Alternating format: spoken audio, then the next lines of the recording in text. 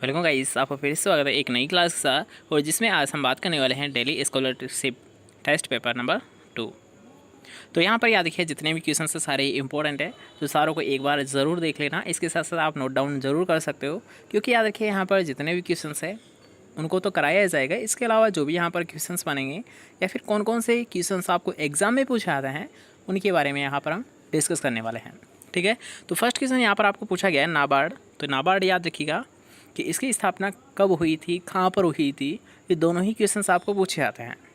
ठीक है, तो यहाँ पर अगर आपको पूछा जाता है कब हुई थी, तो आप यहाँ पर डायरेक्ट बता सकते हो कि 12 जुलाई 1982 को हुई थी। याद रखिएगा कि इसका स्थापना किसकी, नाबार्ड की स्थापना 12 जुलाई 1982 में की गई थी। अगर आपको पूछा जाता है कहाँ पर की गई थी, तो आप बता सकते हो मुंबई महाराष्ट्र में की गई थी। कहाँ पर की गई थी, याद रखिए मुंबई महाराष्ट्र में की गई थी। इसके अलावा याद रखिए 12 जुलाई आप नाबार्ड की स्थापना याद रख सकते हो। 16 जुलाई आप आईसीआर की स्थापना दिवस याद रख सकते हो। ठीक है, 12 जुलाई और 16 जुलाई दोनों को याद रखिएगा। 12 जुलाई नाबार्ड और 16 जुलाई आईसीआर, क्योंकि आपको पता होना चाहिए कि 16 जुलाई 1929 को आईसीआर का स्थापना दिवस है और आईसीआर की स्थापना नई दिल्ली में की गई थी। इसलिए याद रखिएगा आईसीआर दिवस भी याद रखिए 16 जुलाई को ही माना जाता है। आईसीआर दिवस 16 जुलाई को ही माना जाता है। नेक्स्ट क्वेश्चन की यहाँ पर बात करेंगे अब, जिसमें आपको पूछा गया है कि संकर बीज उत्पादन हेतु काम में लिए जाने वाला कौन सा हार्मोन होता है। तो याद रखिए यहाँ पर आपको पूछा गया है कि संकर बीज उत्पादन। वैसे अगर मैं बात करूँ, याद रखिएगा कि जो संकर बीज उत्पादन है आपकी जो फसलें हैं उनमें से ज़्यादातर किस में किया जाता है। तो याद रखिएगा जो आपकी बाजरा है या फिर ज्वार है, जो आपकी बाजरा फसल है या फिर ज्वार फसल है, तो इन दोनों में क्या होता है, याद रखिए संकर बीज उत्पादन लिया ऐसा है। अब संकर बीज क्या होता है, आपके माइंड में एक डाउट आ रहा होगा। तो संकर बीज का मतलब होता है, याद रखिएगा कि वे बीज, संकर बीज का मतलब वे बीज होते हैं, मतलब याद रखिए उनका जो जर्मिनेशन परसेंटेज है ये तो हाई होता है। जर्मिनेशन जो परसेंटेज होता है ये तो क्या होता है, हाई होता है, मतलब अधिक होता है। बाकी जैसे कि नॉर्मल सीड आप लेते हो तो उनका मान लीजिए 65 है या फिर 75 आप मान सकते हो, लेकिन जो हाइब्रिड का है वो उससे ज़्यादा ही माना जाएगा। जैसे उसका साइन 75 है तो इसका 80 या 85 रहेगा, किसका, हाइब्रिड सीड का, संकर बीज का। अब याद रखिएगा जर्मिनेशन तो ज़्यादा है लेकिन इसकी एक मुख्य हानि है। अब वो हानि क्या है सर जी, ये भी बता दीजिए। तो याद रखिए जो संकर बीज होता है चाहे वो किसी भी फसल का हो, संकर बीज होता है चाहे वो किसी भी फसल का हो, याद रखिए इसे प्रतिवर्ष चेंज करना पड़ता है। मतलब हर बार याद रखिए आप एक बीज से ही बुआई नहीं कर सकते। जैसे कि आप नॉर्मल जो यूज़ करते हो गांव में, एक बीज हमने लिया उससे हमने प्रोडक्शन लिया, जैसे कि गेहूं को हमने ले लिया, उसके बाद में गेहूं से जो हमें दाने प्राप्त हुए दोबारा से हमने उसको ग्रो कर दिया। लेकिन याद रखिए संकर बीज अगर आप ले रहे हो तो संकर बीज में ऐसा नहीं किया जा सकता। केवल एक बार फसल उत्पादन होगा उसके बाद में दोबारा से ही आपको बीज लाना पड़ेगा मार्केट जाकर, तब आप उसे ही ग्रो करना पड़ेगा। तो मुख्य हानि क्या है, इसमें जो सीड है ये प्रतिवर्ष चेंज करना पड़ता है। लाभ क्या है, क्योंकि इसका जर्मिनेशन परसेंटेज ये अधिक होता है, हमें अधिक उत्पादन प्राप्त होता है। अधिक उत्पादन अगर प्राप्त होगा तो अधिक लाभ हमें प्राप्त हो जाता है, किससे, संकर बीज उत्पादन से। ठीक है, किस में किया ऐसा है, मुख्यतः बाजरा और ज्वार में किया ऐसा है। अब आते हैं हमारे क्वेश्चन पर कि इसमें किस हार्मोन का प्रयोग किया ऐसा है। तो इसमें किया ऐसा है जिब्रेलिक हार्मोन का प्रयोग। अब जिब्रेलिन को आप कैसे लिखते हो, GA3 से आप डिनोट करते हो। डिनोट मतलब प्रदर्शित करना, तो किस प्रकार प्रदर्शित करते हो इसे आप, GA3 से आप डिनोट करते हो। चलो नेक्स्ट क्वेश्चन यहाँ पर बात करेंगे अश्वगंधा, जो कि इससे संबंधित एक और क्वेश्चन भी पूछा गया था आपको। कौन सा क्वेश्चन पूछा गया था, विंटर चेरी। ठीक है, जो आपको एग्रीकल्चर सुपरवाइजर एग्जाम में पूछा गया था, विंटर चेरी किसे कहते हैं। तो विंटर चेरी याद रखिए अश्वगंधा को ही कहा जाता है। लेकिन अब यहाँ पर क्वेश्चन आपको पूछा गया है कि अश्वगंधा की बुआई किस माह में करते हैं। तो याद रखिएगा महीना यहाँ पर पूछा गया है, माह यहाँ पर पूछा गया है। तो इसका जो सोविंग पीरियड है या फिर बुआई का समय है ये क्या होता है, जून से जुलाई होता है। कब करनी चाहिए इसकी बुआई, जून से जुलाई के मध्य कर देनी चाहिए। नेक्स्ट क्वेश्चन यहाँ पर बात करेंगे कि भोज्य कानून मतलब फूड प्रोडक्ट ऑर्डर। ये क्वेश्चन आपको कल भी करवाया था, आपको याद होगा अगर आपने सुबह की क्लास या फिर कल की क्लास ली होगी तो, क्योंकि ये काफ़ी इंपॉर्टेंट क्वेश्चन है, आपको इसका भी पता होना चाहिए। ठीक है, जो FPO है मतलब फूड प्रोडक्ट ऑर्डर है, ये दिया गया था 1955 में। काफ़ी इंपॉर्टेंट क्वेश्चन बनता है, कई बार आपको एग्जाम में पूछा गया है। नेक्स्ट क्वेश्चन की यहाँ पर बात करेंगे कि परिरक्षण में सिरके की मात्रा कितनी ली जाती है। अब सिरका है, याद रखिएगा सिरका है जो कि एसिटिक एसिड इसमें पाया जाता है। याद रखिएगा एसिटिक एसिड किस में पाया जाता है, सिरके में पाया जाता है। तो यहाँ पर आपको पूछा गया कि सिरका की जो मात्रा है ये कितनी रखी जाती है, किसमें, परिरक्षण में। परिरक्षण तो आप जानते होंगे, कई बार आपको बता चुका हूँ, दोबारा से देख लीजिए। कोई नई स्टूडेंट है तो उनको 1 मिनट का टाइम लगेगा। परिरक्षण क्या कहते हैं, ठीक है। परिरक्षण का मतलब आप सीधी भाषा में समझने की कोशिश कीजिए। जो फल व सब्जियाँ है, ऐसे तो नॉर्मल तरीके से क्या होता है वो जल्दी सड़ गल जाते हैं, लेकिन परिरक्षण के माध्यम से हम क्या करते हैं, उन्हें लंबे समय तक संरक्षित रख सकते हैं। जैसे कि सर जी कैसे, आपने अचार तो देखा ही होगा, अचार को हम क्या करते हैं, तेल वगैरह से या फिर नमक वगैरह से क्या कर देते हैं, संरक्षित कर देते हैं या फिर परिरक्षित कर देते हैं। इसी प्रकार जैम और जेली है उनको चीनी से कर देते हैं।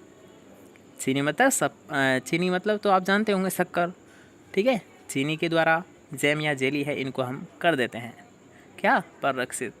अगर हम बात करते हैं कोका कोला या फिर जो भी कोल्ड ड्रिंक्स होती है उनको किससे परिरक्षित किया जाता है, तो उनको याद रखिए CO2 से किया जाता है, ठीक है। ये परिरक्षण के माध्यम होते हैं जिनका प्रयोग परिरक्षण के लिए किया जाता है। अब परिरक्षण कैसे किया जाता है ये आप समझ चुके हो, CO2 वगैरह या फिर चीनी माध्यम है या फिर नमक है या फिर सिरका है, इनके माध्यम से किया जाता है। क्या होता है सर इसमें, कि इसमें फल जो है, फल या सब्जी, वो लंबे समय तक हम उसको काम ले सकते हैं, ठीक है। अब आते हैं हमारे क्वेश्चन पर कि सिरके की मात्रा कितनी हम प्रयोग करते हैं, तो वो याद रखिए 3%। 3 याद नहीं रखना आपको, 3% याद रखना है, ठीक है।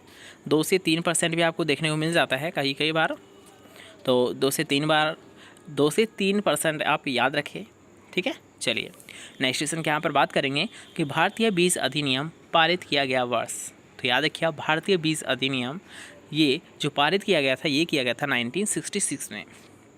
याद रखिए एक होता है NSC दी गई थी 1963 में। आप इंग्लिश में याद रखिए नेशनल सीड कॉर्पोरेशन। तो नेशनल सीड कॉर्पोरेशन है इसकी या फिर इसको शुरुआत की गई थी 1963 में। NSC कहाँ पर है, नई दिल्ली में है। NSC की वैकेंसी भी निकलती है, कहाँ से निकलती है, नई दिल्ली से ही निकलती है, ठीक है। तो याद रखिए भारतीय बीज अधिनियम पारित किया गया था 1966 में, और NSC की जो शुरुआत की गई थी ये की गई थी 1963 में। NSC की स्थापना नई दिल्ली में की गई है।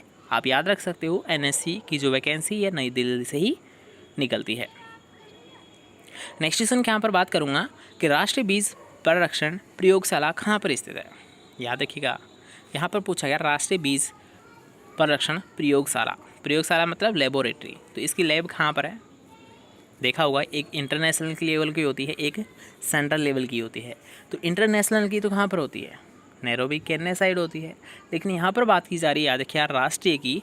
तो राष्ट्रीय बीज परिरक्षण प्रयोगशाला ही ये है वाराणसी उत्तर प्रदेश में।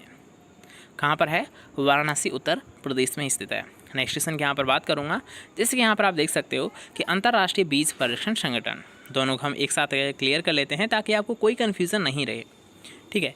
तो यहाँ पर आप देख सकते हो कि राष्ट्रीय बीज परिरक्षण प्रयोगशाला है ये कहाँ पर है, वाराणसी उत्तर प्रदेश में है। और अंतर्राष्ट्रीय लेवल की जो बीज परिरक्षण संगठन है इसका जो मुख्यालय मतलब हेडक्वार्टर है, हेडक्वार्टर कहाँ पर स्थित है, याद रखिए स्विट्जरलैंड, ठीक है, जिनेवा स्विट्जरलैंड में स्थित है। दोबारा से देख लीजिए, इसे हम ISTA के नाम से भी जानते हैं, ISTA के नाम से जानते हैं, जो कि याद रखिए जिनेवा स्विट्जरलैंड में स्थित है। और अगर हम बात करेंगे केंद्रीय बीज परिरक्षण प्रयोगशाला की तो ये वाराणसी उत्तर प्रदेश में स्थित है, याद रहेगा। चलिए नेक्स्ट क्वेश्चन यहाँ पर बात करेंगे अब, जिसमें आपको पूछा गया कि बारिश करने वाले बादलों को क्या कहा जाता है। तो याद रखिएगा जिन बादलों से बारिश की जाती है उनको बोला जाता है निम्बो स्टेटस बादल। याद रखिए बादल मुख्यतः 2 या 3 प्रकार के होते हैं।